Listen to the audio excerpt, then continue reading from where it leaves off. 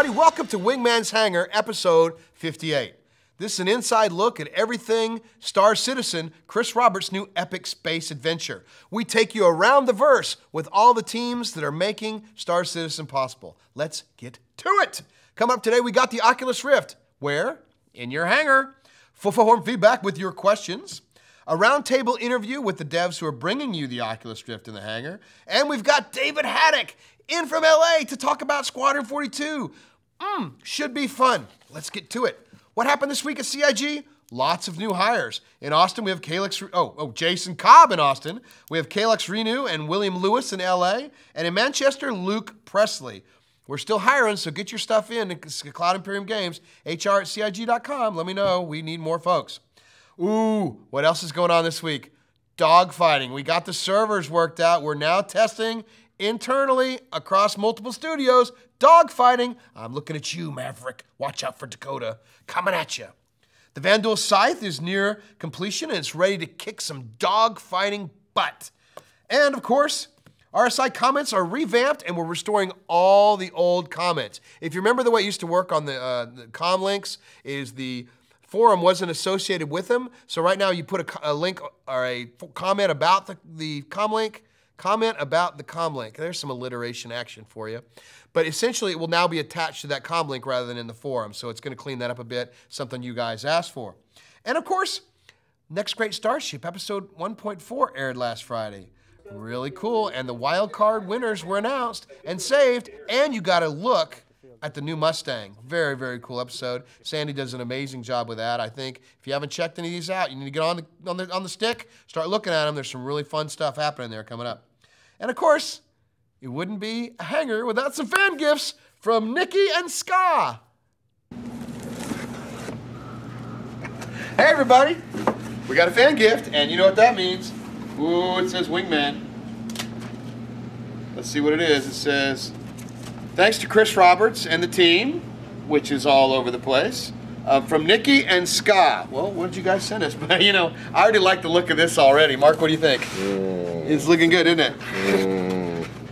Oh yeah, it's Friday too. High West whiskey and single barrel forward. Daddy like. Woo! What do we say, everybody? Woo! Thank you! See ya! Thank you, Nikki and Ska. It is always very, very nice. The gifts are very much appreciated, especially those of the persuasion of the boozish area. So listen, today, what's going on? We've got a hangar patch coming out right after this show. A hangar patch is pretty important today. We've promised Oculus Rift support. Today we release it. You're going to be able to tool around in your hangar. If you have the Oculus Rift, you'll be able to check it out, walk around, see what's going on. It's not completed yet. It is like the first pass at that. There's a lot left to do. We don't have an interface which shows you which way you're facing, so you might be looking this way while you walk.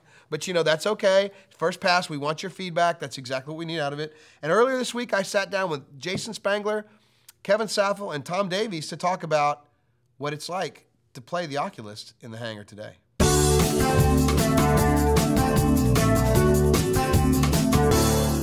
All right, we talked a little bit about the Oculus Rift, and I'm here at the Oculus Rift Summit/Roundtable with Jason Spangler, our CTO, Kevin Saffel, lead programmer, Tom Davies, gameplay programmer, and we are now going to be implementing the first iteration of the first blush at the Oculus Rift. Now, Tom, you've been working on it a lot these last couple of weeks, so what are the fans, what can they expect? Well, it's very exciting. I'm excited to get it out there because it's really cool. It's definitely an early version of Rift support. It's going to be a pretty ongoing process, I think, to get it going. But right now you can walk around the hangar, you can look at the ships, and it all works, you know, pretty well. You can check out, you can sit in the seats, sit in the pilot seats, check everything out. But you know, there's definitely some issues with it that we want to iron out. Right. First blush. So, and this, Kevin, you've taken over the build process here, and so this is kind of our first. This is actually going to be your first build. Yeah. Right. So it's coming out today. If you haven't gotten your build for the hangar, or your patch rather for the hangar, it should be out right after this airs. So, what can they expect? Well, we're updating the patcher and the launcher. I'm taking over all those processes, so this will be a good first test for some changes that are coming down the pipe in the launcher. and be my first patch to put out to the wild too. So that'll be to the fun. wild. To the wild is a good way of calling it. Exactly. So Jason, this is the first Oculus Rift support. We promised it at the $12 million stretch goal, right? But there are still some issues. This is not finished. Yeah, some of the issues are the engine seems to have some higher latency, like some of the demos you're used to. We've measured like maybe at 16 millisecond stuff, and this is like 40 millisecond. Tom measured that after he implemented support for the Oculus latency tester. Mm-hmm. Some others we're only using the post-processing stereo effect and not the true stereo rendering. So there's you'll see some stereo separation visible sometimes. We have some like tracking and movement issues too, but they're all things we plan to solve in the future. Right, but we've gotten to a point now where we think it's good enough for people to get in there, play with, and we want their feedback. We talked earlier out before we came in here about how like right now you can actually be walking this way and your head looking that way, so that we don't have an interface that shows you how to align that, right? So Right. Yeah, and with a lot of other games that isn't such an issue because you have some kind of point of reference on the screen, like a gun or something. So you kind of always know which way your body is facing. Mm-hmm. Or games, in some cases, will have some kind of head steering, so you'll actually walk which way you're looking rather than your head being detached from your body. So that's another thing we can look into as well. I mean, Oculus is such a early technology right now. Everybody's kind of figuring all this stuff out, so sure, it's very cool to get it out there and see what feedback there is. It's funny, but in 1992, Chris had kind of created an early version of this from Strike Commander where you could look around the cockpit, you could see your hands move and stuff like that. And so one of the things that he was very excited about with Oculus Rift when they came up was, he could see his vision, realized in Star Citizen. So we've been working very closely with these guys for since they started and since we've started. And they've been very good to us. We've gotten really good support. And so what are the differences between the original dev kit and the high-res one, other than not making me ill? Well, they've beefed up the hardware on that, and it's higher definition, of course, so it's a little bit cleaner. You don't have as much swimmy stuff as the original one. What else am I missing on that? No, yeah, I think that's about it. I mean, one thing in particular about our game is everything, all the textures, the models, everything is so high definition. Mm-hmm. When you're looking on such a low resolution screen as the original dev kit, there's a lot of pixel flickering and blinking just because of all that aliasing. So it definitely looks a lot better on the high res one. My term sounded more technical, swimmy. I like that. So we got a chance. Some of the fans got to try it out on last week because we had fan visits. And what did they think, Jason? Did you get they get to see it? What did they think? Dude, they seemed like they loved it. They were really excited and thought it was really cool. And it's kind of, they were testing it out. We've been testing around the office. I like it too. I can't wait to actually test it in dogfighting. That's going to be kind of fun. And then we'll really be able to tell whether we can, whether it's going to make you, My son, the winglet, is really looking forward to it. But, sometimes old dads are not. It's really cool too because, you're talking back in '92. When I was in college, we were doing some of the original VR stuff through some companies that were trying to set up all the VR is the next big thing, and it just didn't happen. And now it's actually happening, and it's really cool to be working on it. Yeah, and we dedicated a little extra time to making sure that happens because we promised people that we're going to do it, even if it takes a little longer. We're going to get it done because we are working with the CryEngine team to make sure that it works, and so sometimes we're waiting on them to update. Sometimes we rewrite stuff ourselves. It's an interesting process, and so we believe in making sure that we do meet those requirements, even if maybe it takes a little bit of time sometimes to get it right. But I mean, we've been playing with it for a while, right, Jason? A little bit in the Hangar, and so why are we doing it now? What's the deal now? We just feel it's time. Yeah, it was time. We had the time available on the engineering side to really fix these last few issues that we thought we really needed to before releasing. We have our high def dev kit prototype so that we can see it in higher resolution, and it's the time. It is the time.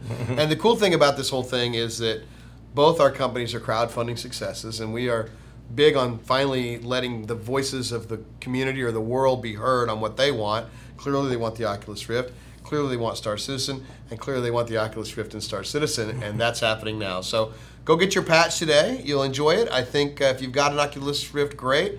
If you don't, find somebody who does.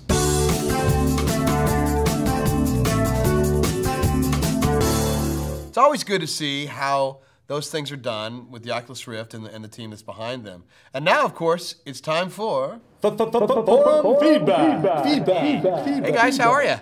Good. Dave, Great. good to see you. Rob, how you doing? You guys ready for a little forum feedback? Sure. Little tag team action today? Cool. Let's get right to it. From Infidus, those spider miners we saw last week were amazing, but got me to thinking, how would we manage to transport such a contraption without a ship as big or as larger than an Idris? Good question. I don't know. How big? I mean, how big are they? They're really big. They are really big. Yeah. I mean, the scale of on that demo of the guy running across the platform, I mean, it's like a Hornet is very small compared to one of those things. Yeah. I saw one. They had one on a test level in the dogfighting test, and so I flew up right next to it and was just sort of like staring up in awe. It's amazing. Yeah. So probably not, right, Rob? Not on the small ships. No, you're going to need a bigger ship. I mean, I Well, don't know unless how you big. use the shrink ray. There is no shrink ray. totally kidding. Yeah. No. So no, we can't fit one in an Idris or an Idris. There's no way. No. It's just too big.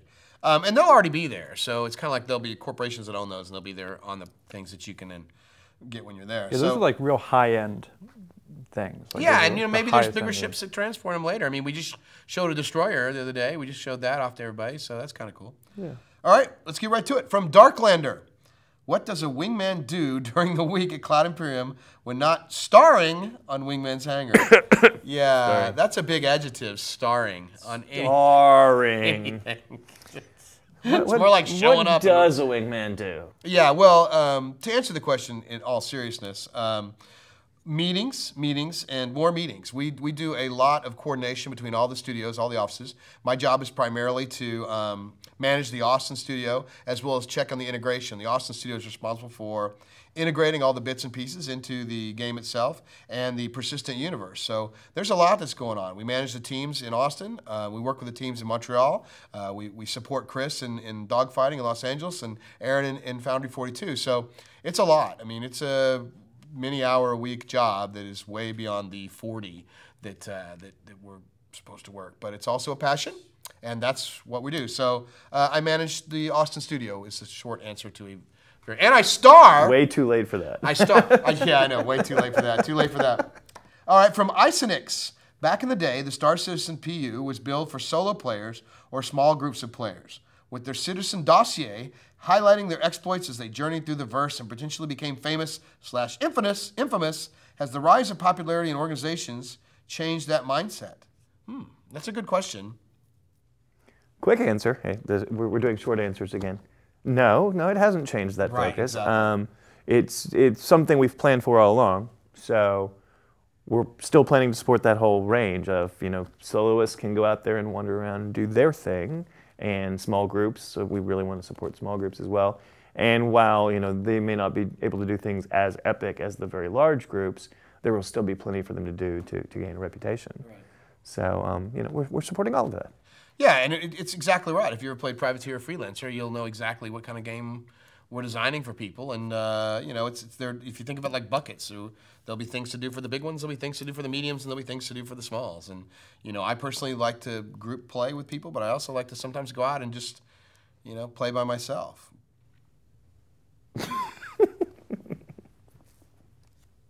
Not sure I like the answer to that. From Karu. Will Star Citizen make use of CPUs with 6 and 8 cores? Dave, you want to take a step? No, that's not. Let me break it down. I don't know. So another quick answer, yes. And in fact, we already do.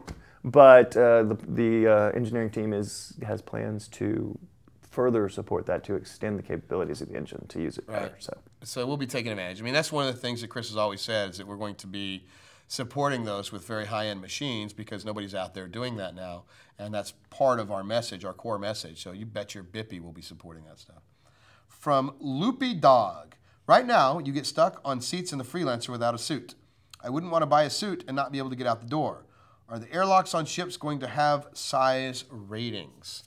Well, that's a pretty good question, Rob. We just had the design meeting today on airlocks and boarding and stuff. And Dave was on a plane, so Dave missed the design meeting. Snakes on a plane. Excellent movie. Yeah. Right. So airlocks. Yes, airlocks are going to be different sizes, and that means not every ship can dock with every other ship. That's the theory behind it, at least. So at the same time, we're not going to let you buy a giant spacesuit and fit in an Aurora, so you weren't going to have trouble getting out of that airlock because you can't get into the ship in the first place. Right. So the armor is also a scale thing. You have to have a ship that supports that level of armor. Okay, cool.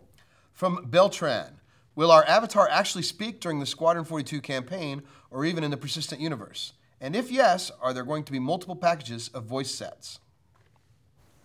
I believe so. That's the understanding that we're sort of moving forward with. That you're going to hear your character speak. As to how many variations we have, I'm not sure. That's sort of a Martin TBD. Yeah. Yeah. Well, I mean, that's exactly right, and again, this is one of those things that the audience will help us determine. Maybe they come up with some ideas on how many they want or what kind of things they want, and there'll be different reactions in Squadron 42 to different people. They'll have multiple levels of answering questions from folks, right? So maybe somehow we put that in the persistent universe. We'll see how they go. So TBD is an answer there, and I know we haven't done that in a while, but And we also have, we'll have voice chat and live driver, so people can talk directly to one another. Right.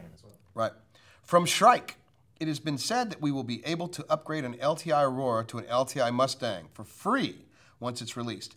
How will this be handled for Aurora LX and LN owners? Well, the way we're doing it right now is there's going to be a token that allows you to flip your LTI Aurora to an LTI Mustang. Mm-hmm. And then for the more expensive variants of the Aurora, if there's a price difference, we'll give them a refund and store credit. I believe that. Yeah, I think that's exactly right. And there might be some Mustang variants, perhaps, in the future? Maybe. Okay, well, stay tuned for that, right? And last, but never least, from Andy Goodstar, can we get a horse in addition to the buggy? I mean, they had horses in Firefly, and since you'll be sharing codes and tricks with Kingdom Come, it should be quite easy. Are we going to have horses? Piece of cake. You know how to make an artist cry? Tell them they have to animate a horse, but see, it's already been done. Yeah. But no, we really think their horse technology is awesome. Yeah, it's very cool. But no plans for it in our game at this time. Cool. Well, Dave, Rob, thank you very much.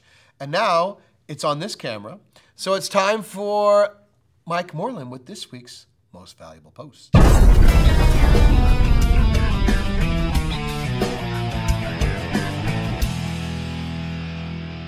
Hi, I'm Michael Morlan, standing in again for Ben Lesnick for this week's Most Valuable Post.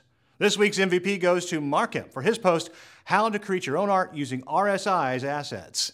Now, this happened quite a long time ago when people figured out how to strip our assets out of our builds, and we thought that was pretty amazing. Most developers wouldn't think that was too cool, but wow, we love what you guys are doing with it. So Markemp set up a post that walked you through exactly how to get those assets out of our builds. Thanks, Markemp. You're our most valuable post this week.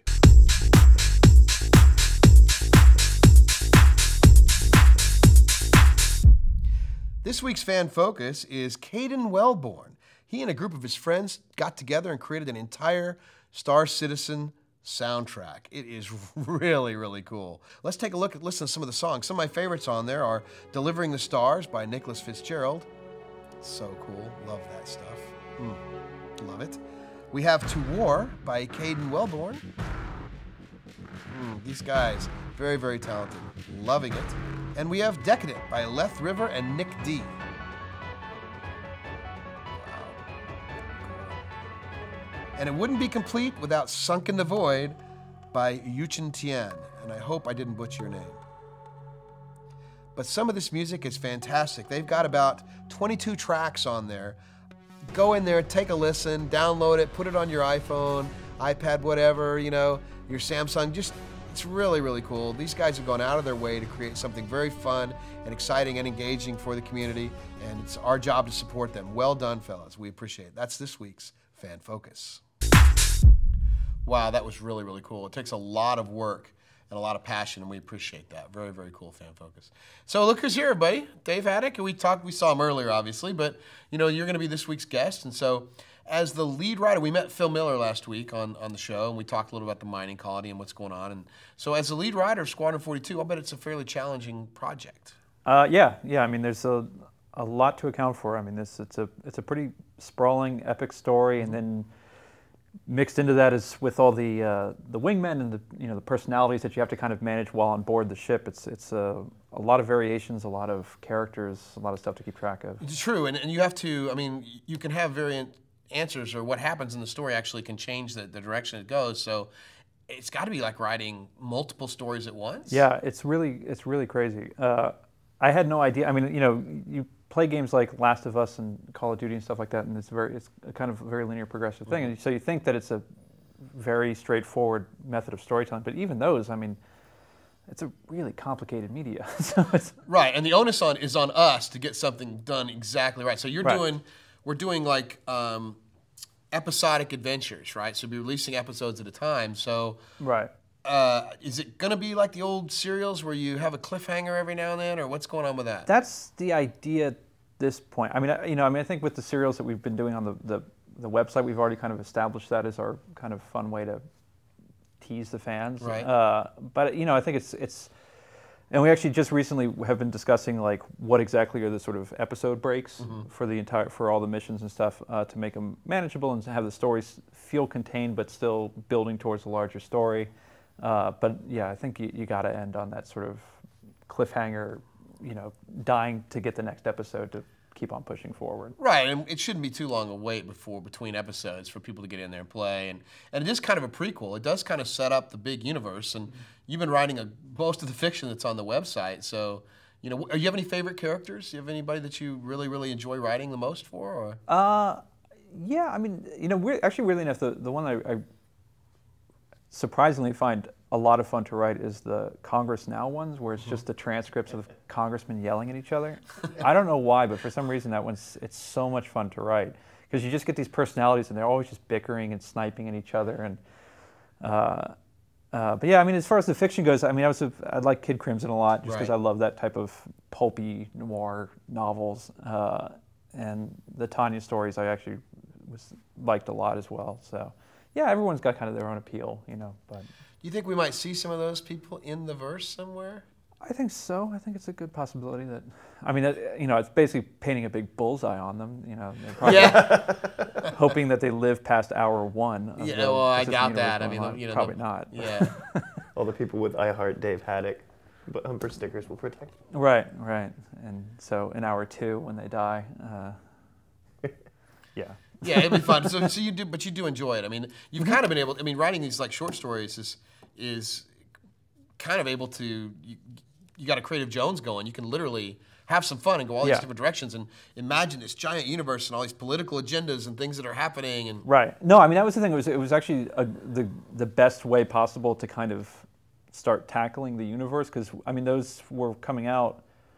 The Cal Mason and Kid Crimson were coming out during the crowdfunding, so it was like kind of being able to stress test the universe, what we had already had, to see what needed work, what we needed to flesh out, and what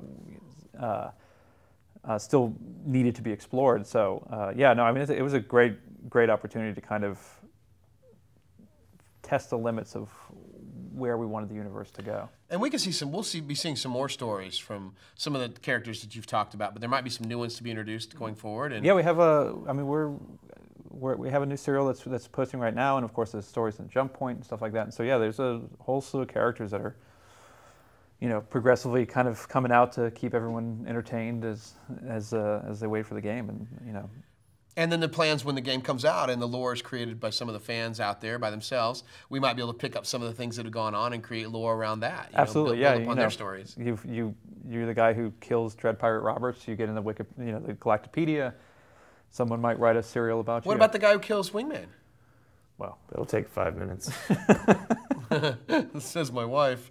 The point is, you will be writing about, that's probably, can we cut that out? Can we redact that part? I believe we can. So, but that'll be fun, right? Writing stories based around the lore of other people. Yeah. No, I mean, there was a question I was answering in the Ask a Dev about in response to the news update about the stretch goal system, and someone was asking, will we be able to be part of the lore and such, and the idea came out of like it would be a lot of fun to write a news article interviewing a backer who had discovered a system, and then release that news article to the public as a New United news piece or whatever, but we're getting sound bites from the player. Basically. That'd be really, really fun and cool. I think the backers would really like that. I think they'd like being part of that, and I don't think it's ever been done before. So yeah, I don't know if there's really been that level of interactivity. Yes, and eventually we as we get into this further and further, as we get the persistent universe going,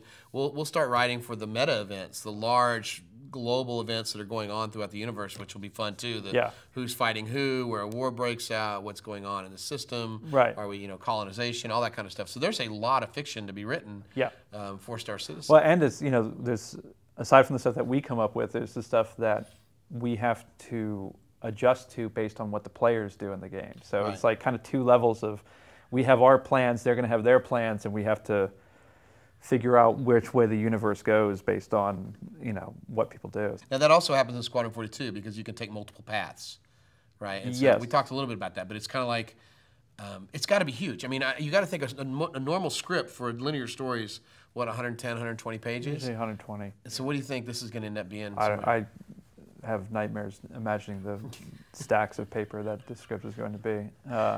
And all performance captured and all. Yeah, I mean the thing. I mean, Aaron actually had a very good point about keeping the branching contained because the more you branch, the more dilute your story. Farther away it gets from the trunk of the story. Yeah, you have to make everything make sense and stuff. So everything starts to feel more episodic and not have as much dramatic weight. So I think it was we've kind of been able to keep it contained. There's still choices, there's still consequences, but keep it focused so there's a real threat, there's a real villain, there's real cost and real stakes and stuff like that. So the player hopefully gets engaged by that. Cool, man. Well, thank you very much for stopping by, and appreciate it. Always good to see you. You're in town for the mocap shoot, right? Yes, yeah, which should be really, really interesting too.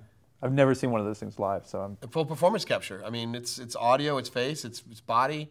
Super cool. It's incredible. I know it's gonna be fun. It's gonna make it look, real characters with real actions interacting with each other. So yeah, I want to thank subscribers and pledgers for helping us put together this show, helping us put Wingman's Hangar. Without you guys, there obviously is no us. Coming up, well, later on, right after this show ends, you can push that button and get your Hangar patch. If you got the Oculus Rift, put them on, play with it. Tell us what you think, how we can make it better, what you like, well, just keep it to what you like. No kidding. Let us know what you think, how we can make it better. All those things are important. That's why we're doing this together. Again, we just talked with Dave here about our first mocap performances going on. We'll bring you up to date on that on a future Wingman's Hangar. We're going to go out and film a little bit of it, show you how that all works and what happens there. This week on The Next Great Starship, the judges take a critical look at competitors' initial ship designs. With the mercenary gunship, we gave the specs to all 16 teams, which I think we're going to show on the screen now. Is that right? Magic!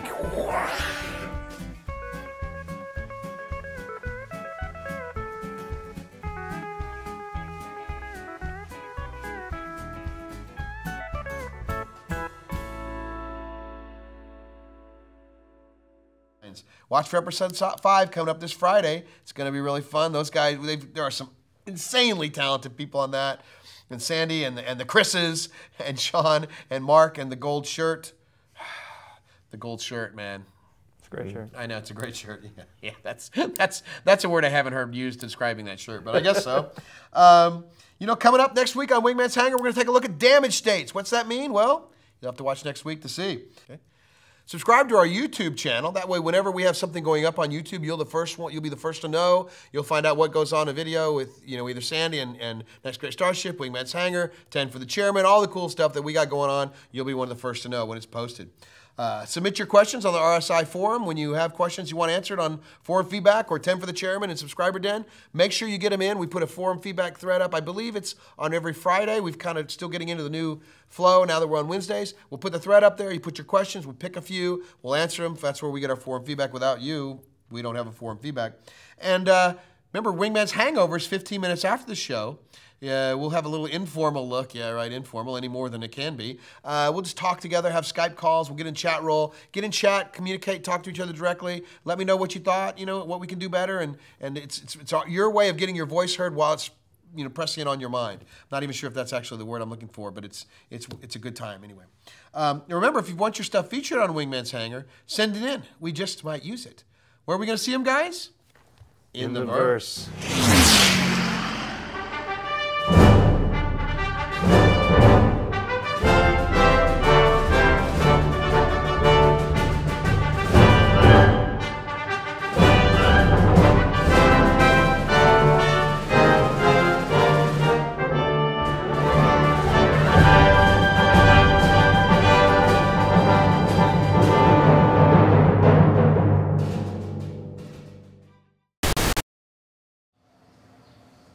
Your mission, if you choose to accept it, is not to accept the mission. What do you do?